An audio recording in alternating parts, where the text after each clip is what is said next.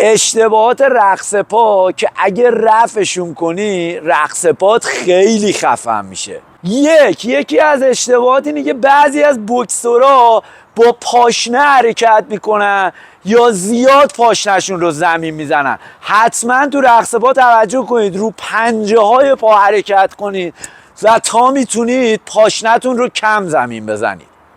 یکی از اشتباهات رایج دیگه اینه که پا پشت پا میره موقع رقص پا.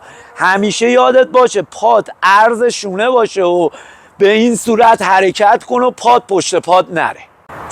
یکی دیگه از اشتباهات رایج اینه که موقع رقص پا زیاد متمایل میشن به بیرون.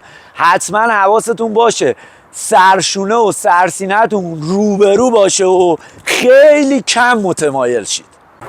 یکی دیگه از اشتباهات موقع رقص پا اینه که پاها به همدیگه میرسن.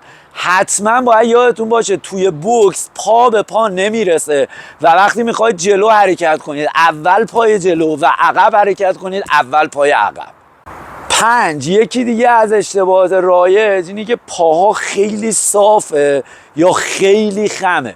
باید پاهاتون در حالت نرمال به حالت فنری باشه و به صورت فنری عقب و جلو شید. یکی دیگه از اشتباهات رایج اینه که پاها رو خیلی بلند میکنن و حرکت میکنن یا به صورت جفت میپرن یا پا رو خیلی میکشن و حرکت میکنن. حتما روی پنجه به حالت ریتم و راحت باید بتونید حرکت کنید.